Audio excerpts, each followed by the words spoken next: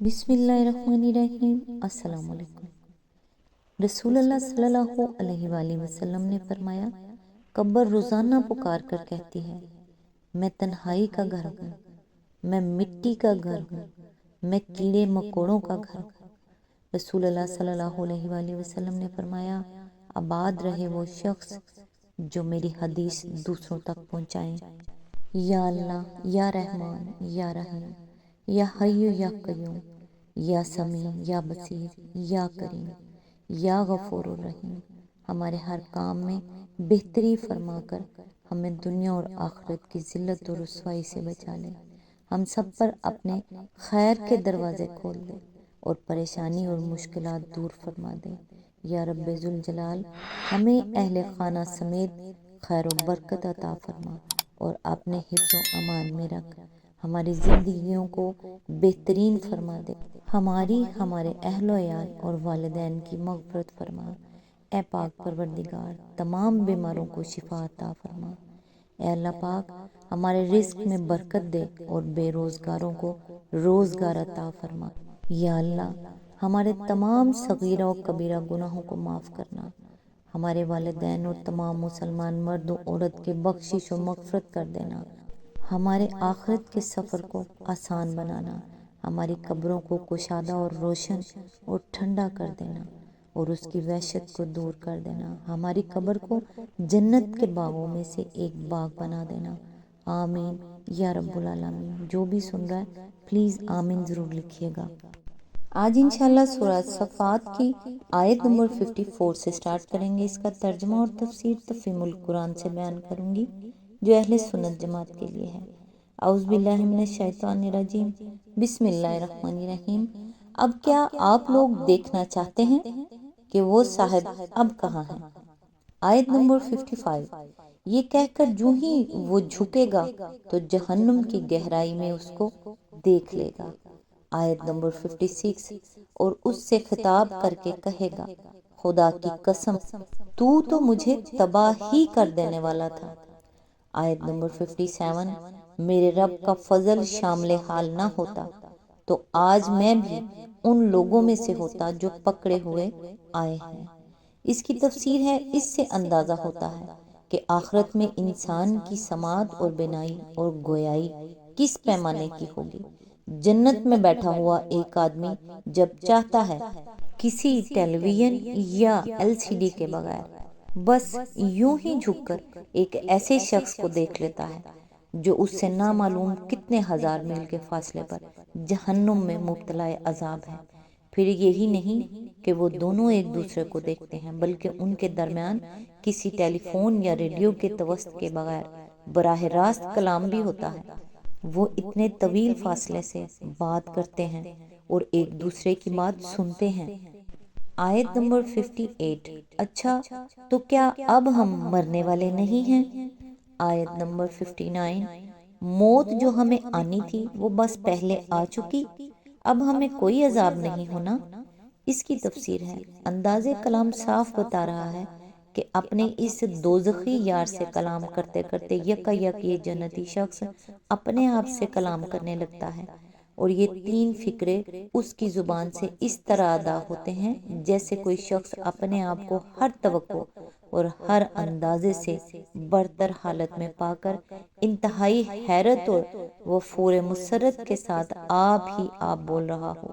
اس طرح کے کلام میں کوئی خاص شخص مخاطب نہیں ہوتا، اور نہ اس کلام میں جو سوالات آدمی کرتا ہے ان سے در حقیقت کوئی بات کسی سے پوچھنا مقصود ہوتا ہے، بلکہ اس میں آدمی کے اپنے ہی احساسات کا اظہار اس کی زبان سے ہونے لگتا ہے۔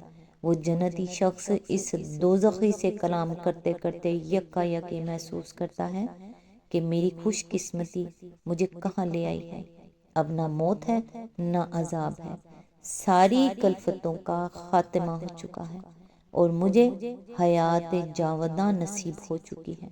اسی احساس کی بنا پر وہ بے ساختہ بول اٹھتا ہے، کیا اب ہم اس مرتبے کو پہنچ گئے ہیں؟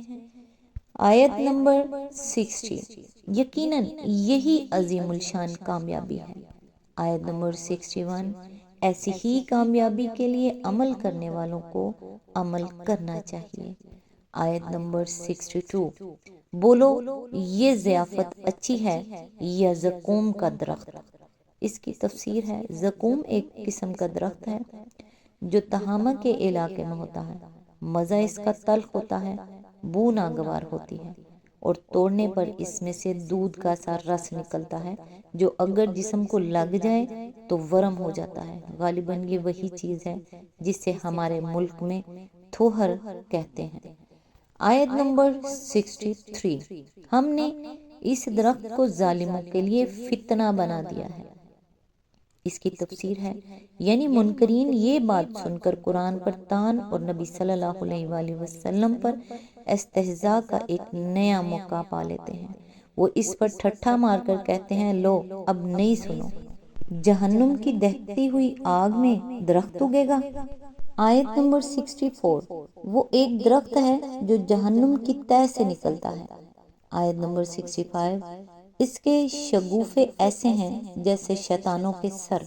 اس کی تفسیر ہے، کسی کو یہ غلط فہمی نہ ہو کہ شیطان کا سر کسی نے دیکھا ہے جو زقوم کے شگوفوں کو اس سے تشبیہ دی گئی۔ دراصل یہ تخیلی نوعیت کی تشبیہ ہے اور عام طور پر زبان کے ادب میں اس سے کام لیا جاتا ہے۔ مثلاً ہم ایک عورت کی انتہائی خوبصورتی کا تصور دلانے کے لیے کہتے ہیں وہ پری ہے، اور انتہائی بدصورتی بیان کرنے کے لیے کہتے ہیں وہ چڑیل ہے یا بھوتنی ہے۔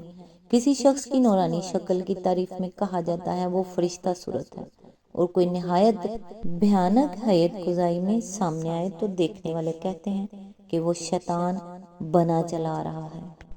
آیت نمبر 66، جہنم کے لوگ اسے کھائیں گے اور اسی سے پیٹ بھریں گے۔ آیت نمبر 67، پھر اس پر پینے کے لیے کھولتا ہوا پانی ملے گا۔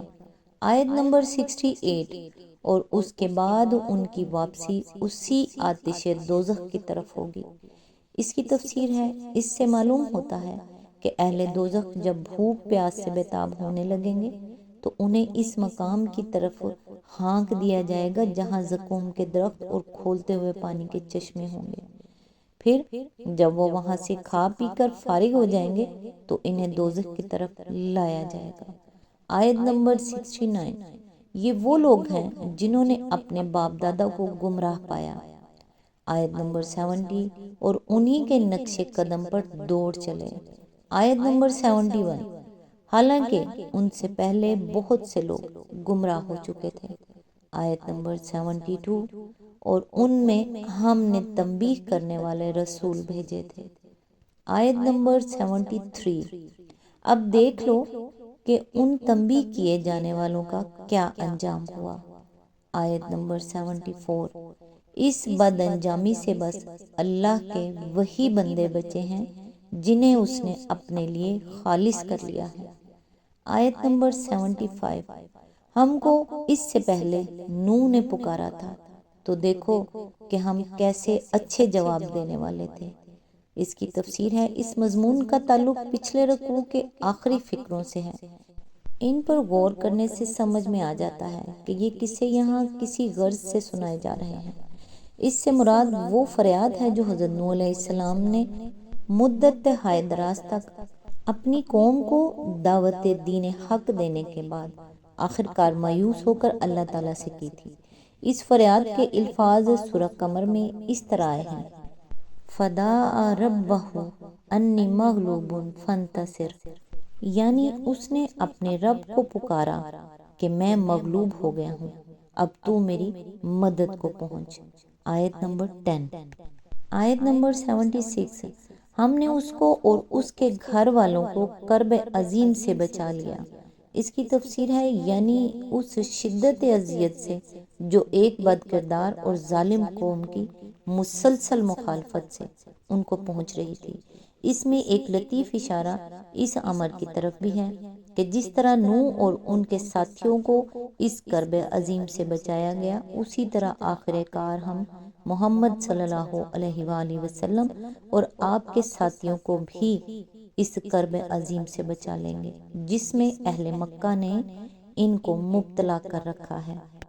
آیت نمبر 77، اور اسی کی نسل کو باقی رکھا۔ اس کی تفسیر ہے، اس کے دو معنی ہو سکتے ہیں۔ ایک یہ کہ جو لوگ حضرت نوح علیہ السلام کی مخالفت کر رہے تھے ان کی نسل دنیا سے ناپید کر دی گئی اور حضرت نوح علیہ السلام ہی کی نسل باقی رکھی گئی، اور آگے صرف حضرت نوح علیہ السلام ہی کی اولاد سے دنیا آباد کی گئی۔ عام طور پر مفسرین نے اسی دوسرے معنی کو اختیار کیا ہے، مگر قرآن مجید کے الفاظ اس معنی میں صریح نہیں ہیں اور حقیقت اللہ کے سوا کوئی نہیں جانتا۔ آج تک کے لیے بس اتنا ہی، نیکسٹ انشاءاللہ آیت نمبر 78 سے سٹارٹ کریں گے۔ تب تک کے لیے دعاؤں میں یاد رکھیے گا۔ اللہ حافظ۔